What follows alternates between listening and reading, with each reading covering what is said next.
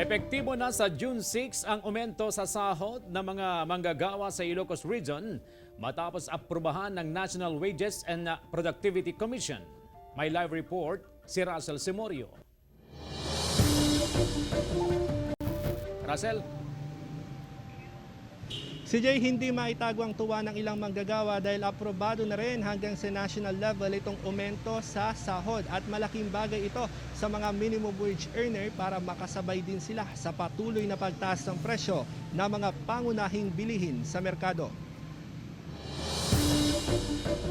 Aprobado na ng National Wages and Productivity Commission ang aumento sa sahod ng mga manggagawa sa mga private sector sa Rehiyon 1. Tinignan nila yung gaano kataas na yung ating mga price indices. So, pinag-usapan niya ni DTI at saka yan yung proposal din ng mga workers sector. Sa bisa ng Wage Order RB 1-21, magiging epektibo sa June 6 ang bagong minimum wage. Mula sa 340 pesos, magiging 400 pesos ang daily minimum wage ng mga manggagawa sa mga non-agriculture establishment na may mahigit 10 empleyado, 372 pesos per day naman sa mga non-agriculture establishment na mababa sa 10 ang bilang ng mga empleyado at 372 pesos sa magiging minimum wage sa mga nasa agriculture establishment, plantation man o non-plantation. Maganda po para makatulong din po. Kasi ang taas na mga bilihin ako. Medyo giginhawa konti po, pero medyo sasapat na rin.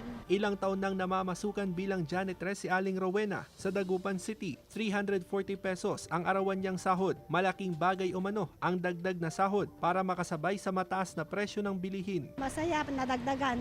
May mas mabibili pang iba na kakain, ganyan, madadagdagan yung budget. Hinihintay din ng DOLE Provincial Offices ang ilalabas na implementing rules and regulation ng Central Office ukol sa bagong wage order. Pero ayon sa ilang employer, mahihirapan silang mag-adjust sa bagong minimum wage order. Ang may encounter lang natin yung first implementation, talagang maraming ayaw, maraming mahirap, pero despite na sa ganitong sitwasyon, kaya-kaya yan, lalo't may bago na tayong gobyerno.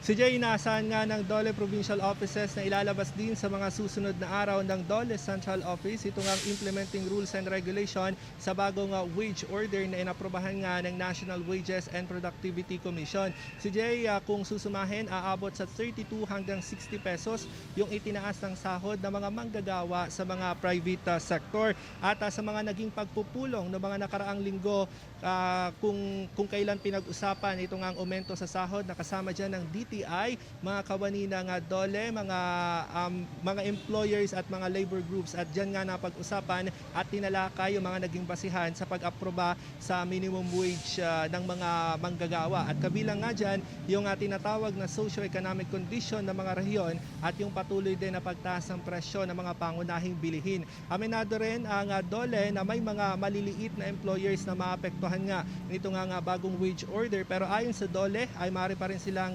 mag-apela o magsabit ng kanilang petition for exemption. At right after June 6, magsasagawa rin ng series of inspection ang mga kawani ng DOLE doon sa mga business establishment para matiyak na naipatutupad ng maayos itong bagong wage order at naibibigay ng tama yung sahod ng mga manggagawa. Si Jay.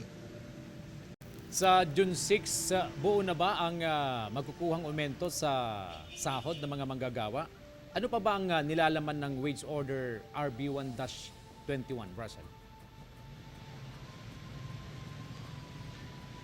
Si Jay, ito rin yung naisilinawan ng mga kawani ng Department of Labor and Employment dito nga sa bagong inaprobahan na wage order dahil hindi po nila matatanggap ng buo sa June 6 yung aumento sa sahod. May ipatutupad kasi na installment basis. Halimbawa na lamang doon sa mga manggagawa na nabibilang sa non-agriculture sector at kasalukuyang kumikita ngayon ng 340 pesos, yung unang tranche ay mararamdaman po nila sa June 6. So sa June 6 magiging from 340 240 pesos, magiging 370 pesos yung kanilang matatanggap na sahod. At yung second tranche ng aumento sa sahod ay mararamdaman nila o makukuha nila sa December 1, 2022. So from 370 pesos ay magiging 400 pesos na ito. Pero bakit nga ba ginawa ng DOLE itong tinatawag na installment basis sa pagbibigay ng aumento sa sahod? Ayon sa National Wages and Productivity Commission, ginawa ito para hindi naman mabigla yung mga employers sa pagbibigay ng aumento sa sahod sa kanilang mga manggagawa. Si Jay. Russell, ngayong may inaprubahan na wage increase, paano na yung ibang social services ng DOLE gaya ng pagbibigay ng ayuda? Magpapatuloy pa rin ba? Yes, si Jay, tamang-tama yung question mo dahil ayon sa mga kawani ng Department of Labor and Employment, wala silang nakikitang mga dahilan para hindi ituloy yung mga social services ng DOLE gaya ng pagbibigay ng mga social services gaya ng pagbibigay ng ayuda doon sa kanilang mga manggagawa at magpapatuloy pa rin daw ito. Actually, kabibigay lang doon sa higit 3,500 na mga individual ng TUPAD o yung tinatawag na tulong pangkabuhayan sa disadvantaged o displaced workers. At patuloy din yung paghahanap ng DOLE ng mga employers para mabigyan ng trabaho yung mga manggagawa na walang trabaho ngayon. Si Jay. Maraming salamat, Russell Simorio.